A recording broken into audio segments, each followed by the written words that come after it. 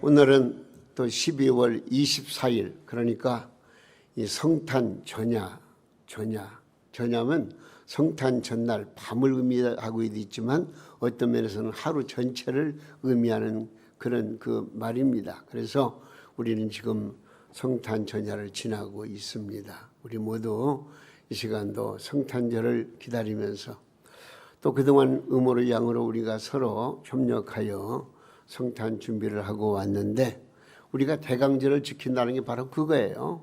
주님 오시는 날을 기다리면서 마음에 준비하는 거, 또 내 마음에 말구를 만들어 놓고 내 마음에 주님을 모시는 거, 이게 진정한 성탄절을 맞이하는 의미입니다.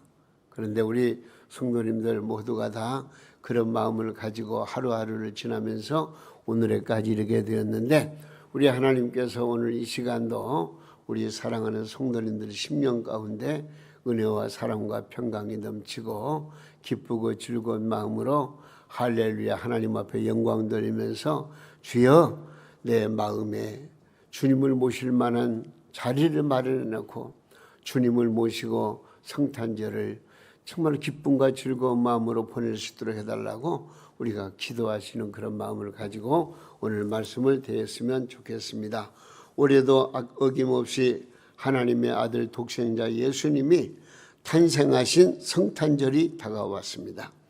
우리가 지키는 성탄절은 단순히 어떤 위대한 역사적 인물의 탄생을 알리는 날이 아닙니다. 이 날은 인간을 구원하시려는 하나님의 사랑이 결집된 임마누엘의 축복이 이 세상에 임한 날이라 우리가 그렇게 이해하시면 좋겠습니다. 이 임마누엘의 축복이 예수님을 그리스도로 영접하고 섬기며 믿음으로 사시는 우리 성도님들과 함께 하시기를 주 예수님의 이름으로 축원합니다. 임마누엘, 하나님이 나와 함께 하신다는 그 이상 더 큰 축복이 어디 있어요? 오늘 이 시간도 우리 주님, 우리 하나님께서 나와 함께 하시는 이 놀라운 임마누엘의 복이 임한다면 우리는 더 바랄 게 없어요.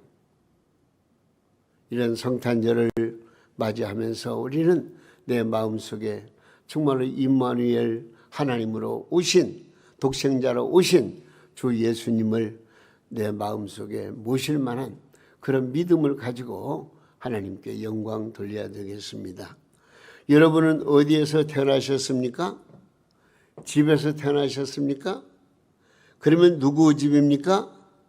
자기의 집입니까? 아니면 친척 집입니까? 병원에서 태어나셨습니까? 혹은 버스 안에서, 달리는 기차 안에서, 아니면 택시를 타고 가다가 세상에 응애하고 태어난 분이 있습니까? 그런데 하나님의 아들 예수님은 아주 특이한 환경에서 태어나셨다는 것을 말씀하고 있습니다.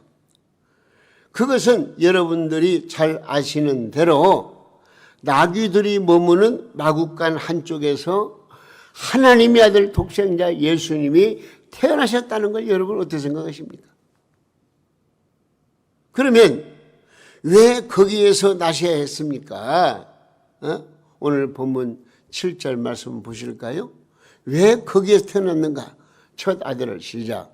첫 아들을 낳아 강보로 싸서 구유에 뉘었으니 이는 뭐요?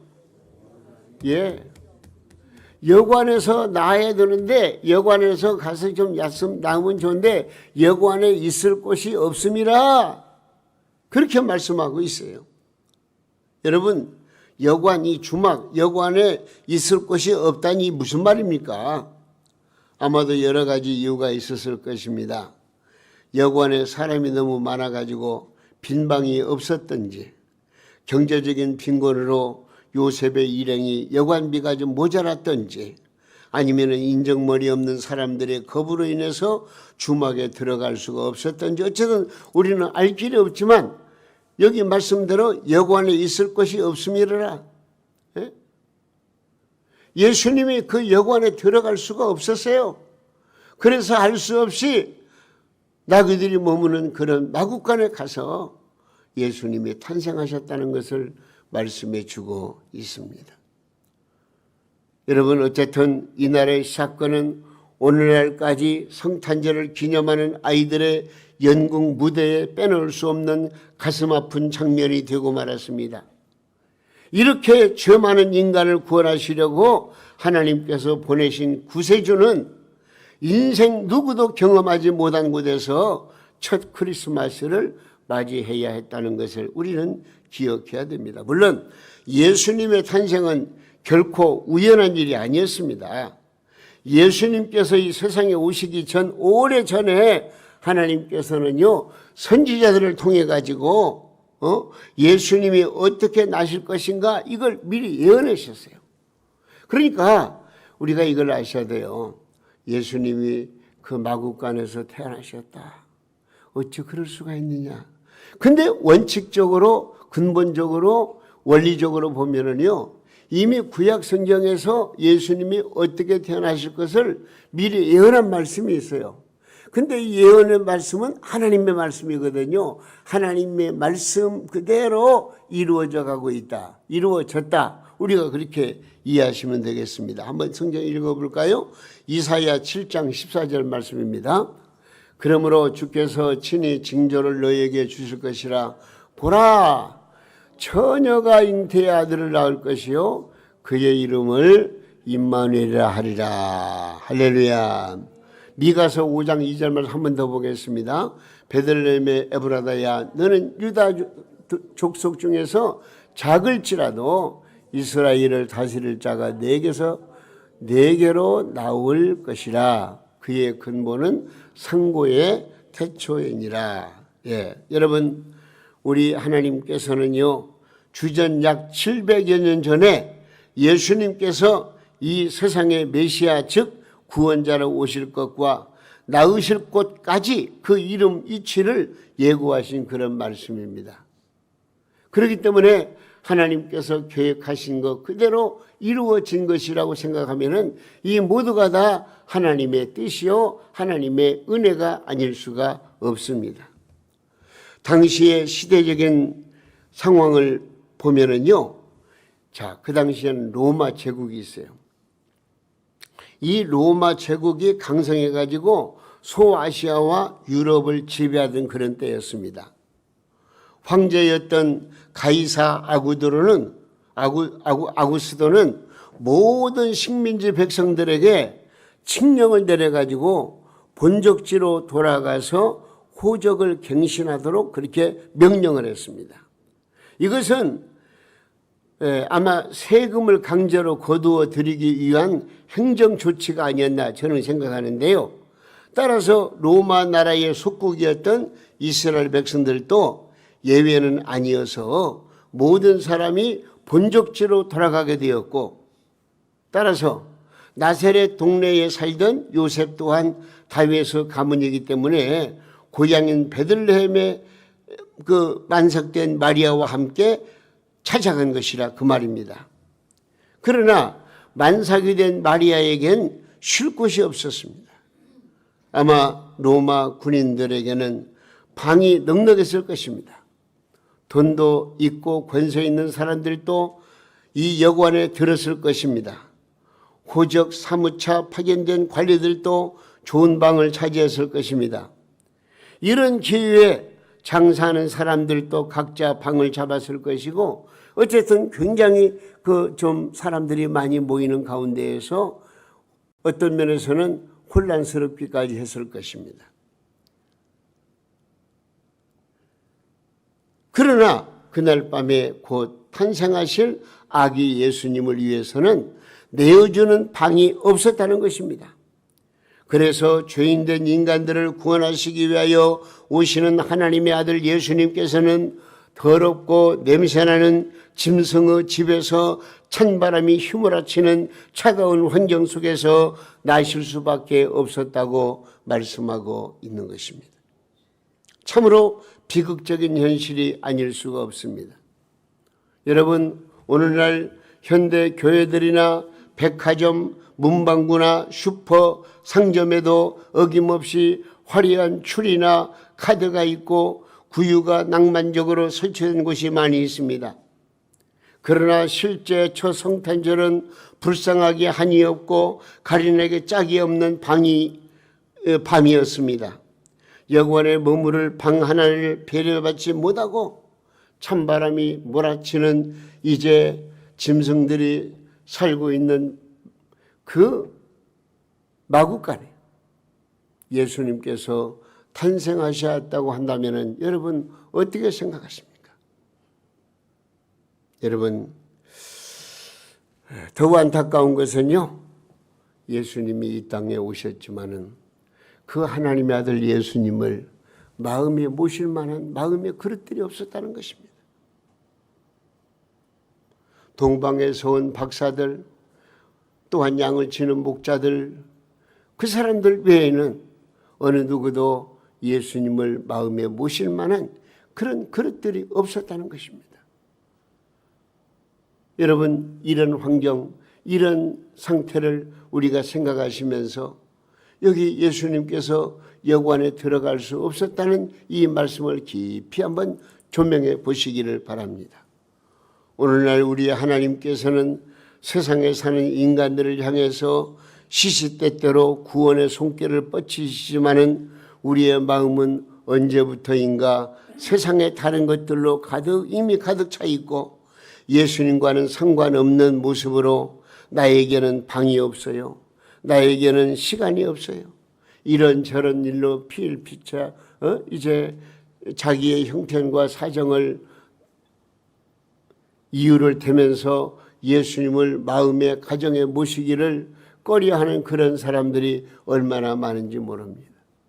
심지어는 교회에 나와서 예배 드리면서까지라도 내 마음속에 세상적인 것들로 가득 채워져 가지고 하나님의 말씀이 임하고 예수 그리스도의 은혜가 임하고 하나님의 사랑이 임하고 성령님께서 강압적으로 이제 우리의 마음을 감동시키려고 함에도 불구하고 나는 방이 없습니다. 거절하는 그런 사람들이 없잖아 있을 수 있다는 것을 우리가 생각하면 얼마나 안타까운 일인지 말로도 할 수가 없습니다.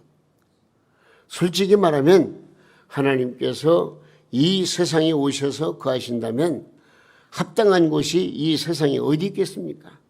아니, 로마의 궁정이면 되겠습니까? 무궁화 꽃이 5개나 박힌 인류 호텔이면 예수님 모시기 합당하겠습니까? 사실 하나님은 거룩하신 분이기 때문에 인간이 만든 그 어디에도 거하실 수 없는 거룩하신 하나님이시다는 것을 우리가 생각해야 됩니다. 그런데도 불구하고 독생자 예수님은 인간의 몸을 입으시고 우리 인간을 찾아오셨는데 그분을 모실 만한 마음의 방을 만들지 못했다는 것입니다. 그래서 요한복음 1장 15절 말씀에 이런 말씀이 있어요. 뭐라고 말씀했느냐? 빛이 어두움에 비치되 어두움에 깨닫지 못하더라. 그것은 하나님을 잘 섬긴다고 이방인들 앞에서 자부하는 유대인들마저도 예수님을 위한 방을 마련해 드리지 못했다는 것입니다. 하나님의 아들 예수님께서는 온 우주를 가지고도 채울 수 없이 크신 분이십니다. 그러나 우리의 마음속에 계실 만큼 사랑과 겸손으로 작아진 분이 바로 이 세상에 오신 메시아 예수님이신 것입니다. 우리 주 예수님은 하나님이십니다. 거룩하신 하나님이십니다. 그런 예수님께서 이 세상에 오셔서 낮고 천한 인간에게 오셔서 나 같은 죄인된 인간의 마음속에 들어오시기를 원하신다고 하는 것입니다. 오늘 이 시간 여러분들의 마음이 어떻습니까? 주님을 모실 만한 마음을 가지고 있습니까? 여러분이 얼마나 겸손하십니까? 얼마나 낮으셨습니까? 얼마나 마음은 열고 있습니까? 주여 내 마음에 와 주시옵소서. 나를 주장하여 주옵소서. 나에게 사랑의 은혜를 주시고 주님만 믿고 의지하고 나갈 수 있게 해달라고 여러분의 마음문을 활짝 열고 우리 주 예수 그리스도를 여러분의 마음의 방에 모실 만한 준비가 됐느냐 하는 것입니다. 이게 중요한 문제입니다.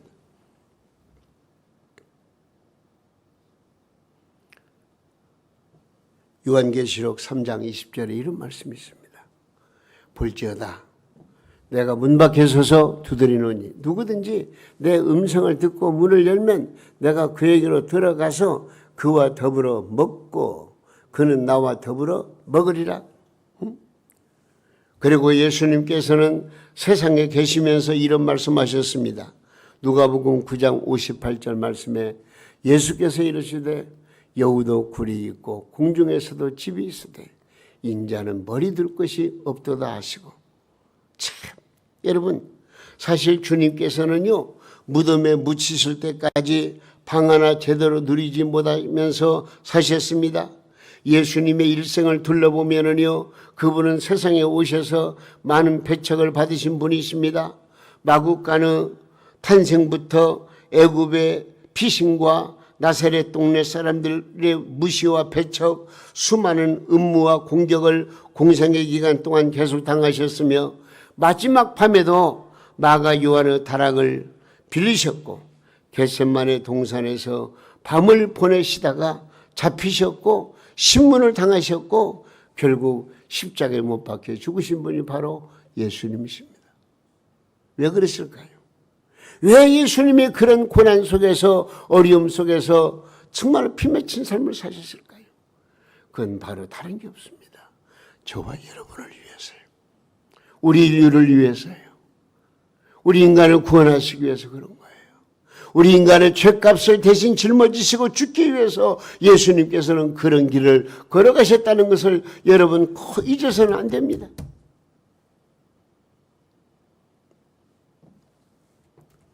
사실 예수님을 생각하면은요, 예수님은 대단한 분이십니다. 왜? 하나님이시기 때문에 그렇습니다. 예수님은 무능한 분이 아니에요. 능력이 많으신 분이에요. 여러분, 그분은요 12영이나 더 되는 하늘의 천사들의 부릴 수 있는 권세를 가지신 분이 바로 하나님의 아들 예수님이십니다. 그러나 그분은 억압자나 굴림자로 오시지 않고 섬기는 자로 오셨다고 말씀하고 있습니다. 그래서 마태복음 21장 5절 말씀에 이렇게 말씀합니다. 시온 딸에게 이르기를 네 왕이 내게 임하나니 그는 겸손하여 낙이 곧 멍에 매는 짐승의 새끼를 탔도다 하라 하였느니라. 여러분, 예수님을 나의 구주로 섬기는 사랑하시는 성도 여러분, 올해의 성탄절을 맞이하면서 좀 깊이 생각해 봐야 되겠습니다. 있지도 않은 산타클로스나 또는 친구나 부모나 아랫사람들로부터 선물을 기다리는 방은 잘 만들어 놓고 그러면서도 나를 구원하시기 위해서 이렇게 구차한 자리까지 마다하지 않고 육신을 입으시고 오신 주 예수님을 모실 만한 방은 내 생활에서 얼마나 꾸며놓고 기다리는가 생각할 때에 너무나도 죄송한 만큼 할 길이 없습니다. 여러분의 마음속에 방을 만드십시오. 그리고 아기 예수님, 아니 구원자 예수님, 하나님의 아들 예수님을 모실 만한 방을 만들고 그래서 그 주님을 내 마음속에 모시고 주님을 감사하고 축하하고 주님께 영광 돌리는 이것이 바로 성탄절을 보내는 중요한 의미라는 것을 우리는 꼭 기억하시기 바랍니다. 내 마음은 열지 못하고 내 마음에 주님 모시지 못하면 이 성탄절은요 나에게는 아무런 의미가 없다는 거예요. 먹고 마시고 그저 즐겁게 시간 보내는 그 이상 그 이하도 아니에요. 오히려 우리 주님을 배척하는 결과를 가져온다는 것을 기억하시고 우리는 내 마음 문 열고 주님을 내 마음속에 모시고 주여 어서 오시옵소서. 내 마음에 오셔서 나로 말미암아 영광을 받으시고 은혜와 사랑과 평강으로 함께 해달라고 하나님 앞에 기도하실 때에 하나님께서 얼마나 기뻐하시겠느냐 하는 것입니다. 그 어린 주 예수 눌 자리 없어 그 귀하신 몸이 구유에 있네. 저 하늘 별들이 반짝이는데 그 어린 주 예수 골 위에 자네. 여관에 계실 곳이 없어서 마국간에서 태어나신 예수님. 그러나 그것도 중요하지만 정말 내 마음에 구유를 만들고 정말 내 마음속에 주 예수님을 모시는 이런 놀라운 은혜가 우리 가운데 넘친다면 우리 주님 얼마나 기뻐하실까요? 미국의 어느 교회에서 성탄 이브 날에 어린이의 선극이 있었습니다. 그 연극을 하기 위해서 어린이 중에서 좀 약간 똘똘하지 못한 좀 부족한 그런 웰리라고 하는 아이에게 대사가 간단한 대사가 주어졌는데 그 웰리라는 어린아이가 무슨 역을 맡았느냐? 여관 주인 역을 맡았어요. 여관 주인. 그래서 그 아이가 하는 대사는 뭐냐? 방이 없어요. 그냥 가세요. 방이 없어요. 가세요. 요것만 그냥 외우면 되는 거예요. 다시 말하면 이제 요셉과 마리아, 아이를 뵌 마리아가 찾아와서 방을 주세요 하는데 대사가 뭐라고요? 방 없어요. 가세요. 이것만 하면 끝나는 거예요. 그런데 연극이 진행되는 동안에 문제가 발생했습니다. 연출자의 의도대로 되지 않았기 때문입니다. 그것은 여관을 찾아온 요셉과 마리아가 방 하나를 달라고 너무나 간절히 호소했는데 처음에는 대사대로 뭐라고 그랬겠어요? 방 없어요. 가세요. 했다가 요셉의 쓸쓸히 사라지는 장면에 가슴이 아픈 이 웰리는 그만 자신도 모르게 요셉 가지 마세요. 마리아를 데리고 오세요. 내 방을 써도 좋아요. 이건 대사에도 없는 것인데 예수님과 마리아가 쓸쓸히 이제 여관을 떠나는 그 광경을 보고 이 어린아이가 그냥 가슴이 욱해가지고 대사도 없는데 그냥 내 방을 써도 좋다고 그런 말을 했다는 거예요. 이날의 연극을 지켜보던 많은 사람은 모두가 다 그만 눈물을 흘리고 말았습니다. 대성공이란 할 것은 없지만 그날의 연극은 단순히 연극이 아니라 모두가 다시 한번 주님 앞에서 자신의 모습을 보게 하는 참으로 의미 있는 연극이 되었다는 사실입니다. 여러분, 주님께서는 오늘 또 우리를 부르시며 우리의 마음 문을 두드리십니다. 우리는 어떻게 대답해야 하겠습니까? 내 마음에 오시옵소서. 내 삶의 중심에 오셔서 나를 주관하여 주시옵소서. 여러분, 그런 믿음으로 하나님 앞에 내 마음을 내놓아야 하지 않겠느냐 그 말입니다. 우리 주님이 내 마음을 두드리시는데 방이 없어요. 주님 모실 만한 방이 없어요. 이렇게 나온다면 어떻게 되냐 그 말이에요. 여러분, 주님은 전능하신 하나님이시지만 강제로 우리의 방문을 열지는 않으십니다. 그러나 예수님을 모실 방을 준비하는 것만큼 복된 자는 없을 것입니다. 2000년 전에는 많은 사람이 예수님을 몰라보고 배척했습니다. 모실 방이 없었습니다. 거절했습니다. 배반했습니다. 그러나 우리는 이제 예수님이 어떤 분이신지를 확실히 알고 있습니다. 성경이 이를 증거합니다. 수많은 사람이 증거하고 있습니다. 역사가 이를 증명합니다. 오늘 또 성령님께서는 여러 가지로 우리에게 이 놀라운 비밀의 말씀을 가르쳐주고 있습니다. 그러므로 우리는 멸망을 향하여 속절없이 흘러가는 세상에 내 마음을 뺏기지 말고 이제는 삶 중심에서 예수님을 나의 주인으로 모시고 주님과 동행하는 그런 삶을 살아가는 것, 이것이 우리에게는 엄청난 축복이 된다는 것을 기억하시고 오늘 이 시간도 마음문 열고 주님 내 마음에 오세요. 내가 주님 모시겠습니다. 그런 믿음을 가지셔야 돼요. 이런 마음을 가지고 성탄절을 맞이할 때 엄청난 놀라운 역사가 일어나게 되는 것입니다. 내일이면 아기 예수님께서 이 세상에 오신 성탄절입니다. 성탄 전야가 되면은 사람들이 거리로 쏟아져 축제 분위기의 절정을 이룰 것입니다. 사람들은 성탄이 예수님께서 세상에 오신 날임을 잘 알고 있습니다. 크리스마스, 예수님 탄생하신 날이야. 여러분, 예수님 탄생이 하신 날이라고 하면은 누구를 축하해야 돼요? 예수님 축하해야 돼요. 왜? 예수님의 탄생의 주인공이니까요. 그렇잖아요? 많은 사람들은 성탄의 이 분위기만으로도 성탄이 좋은 날, 행복한 날이라고 생각합니다. 하지만은 성탄이 왜 기쁘고 행복한 날인지 그 이유와 의미를 잘 모르면 아무 의미가 없습니다. 왜 그러합니까? 성탄의 참 주인공이 되신 예수님께 관심을 두지 않기 때문입니다. 여러분, 잔치집에 참여해서 주인공에는 관심이 없고 잔치 음식에만 관심을 가지는 것과 똑같습니다. 하지만 성탄의 진정한 행복은 예수가 누구이시고 왜 세상에 오셨는지를 알아야만 누릴 수 있는 것입니다. 그러면 예수님은 누구이시고 왜 세상에 오셨습니까? 예수님이 탄생하시기 전에 하나님께서 천사를 통해서 이것을 우리에게 알려주셨습니다. 뭐라고 말씀했습니까? 마태복음 1장 23절 한번 읽어보겠습니다. 뭐라고 말씀했습니까? 마태복음 1장 23절.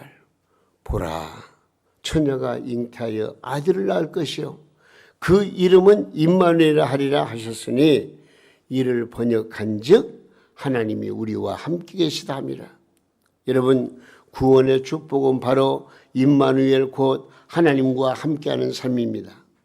과거에 우리는 하나님 없이 살았던 인생들입니다. 하나님의 형상은 산산이 부서졌고 생명은 죄악으로 박탈당했으며 영원한 형벌의 판결을 받고 사망을 기다리며 살던 우리였습니다. 한마디로 말하면 우리는 영원히 멸망받아 죽어 마땅한 죄인으로 살아온 것입니다. 그러나 우리에게는 구원의 축복을 주셨습니다. 어떤 구원의 축복입니까? 임마누엘, 하나님이 영원히 함께 하시는 놀라운 구원의 복을 우리가 누리게 되었다는 사실을 기억하시면서 이 시간 다시 한번 하나님 앞에 감사하는 여러분 되시기를 바랍니다. 이 땅에서는 물론 천국에서도 영원히 주님과 함께 임마누엘의 복을 누리게 되었다는 걸 여러분 생각하시면은요, 감사한 것밖에 없습니다. 감사한 것밖에 없습니다. 그래서 우리는 고난도 두렵지 않습니다. 시련도 두렵지 않습니다. 환난도 두렵지 않습니다. 역경도 두렵지 않습니다. 심지어 죽음까지도 우리를 위협할 수가 없는 것입니다. 왜냐? 그리스도의 은혜로 구원을 받았기 때문에 그렇습니다. 할렐루야. 여러분, 하나님은 우리를 사랑하셨고 예수님은 우리를 구원하셨습니다. 요한복음 3장 16절 말씀을 의미 있게 한번 여러분 읽어보시기 바랍니다. 하나님이 세상을 이처럼 사랑하사 독생자를 주셨으니 이는 그를 믿는 자마다 뭐요? 멸망치 않고 영생을 얻게 하심이라. 그 독생자 예수님을 우리에게 선물로 주셔서 그로 말미암아 죄에서 구원받고 축복을 받으며 영생을 얻게 하셨다는 것을 우리가 생각하면 얼마나 감사한지 말로 다할 수가 없습니다. 우리 모두 우리를 구원해 주신 그리스도 예수님을 내 마음의 중심에 모시고 진정으로 축하해 드리는 성탄절을 여러분 보내시기를 주님의 이름으로 축원합니다. 다른 거 없어요. 오늘은 제목의 말씀이 바로 여고 안에 있을 곳이 없습니다. 예수님 탄생 당시에는 그랬다 할지라도 이제는 우리 주님이 이 땅에 오신 목적이 무엇인가? 바로 나 같은 죄인을 살리시기 위해서 구원하시기 오셨다는 그 주님의 은총을 우리가 미리 알았으니까 우리는 이번 기회를 통해서 내 마음을 비우고 내 마음속에 우리 주 예수님을 내 구원의 주로 모시고 주님과 함께 기뻐하고 즐거워 감사가 넘치는 그런 축복의 성탄절을 우리 모두 맞이해서 성탄의 기쁨을 함께 하시고 놀라운 하나님의 은혜와 사랑을 충만히 받아 누리는 우리 동명교회 성도님들 다 될 수 있기를 예수님의 이름으로 축원합니다.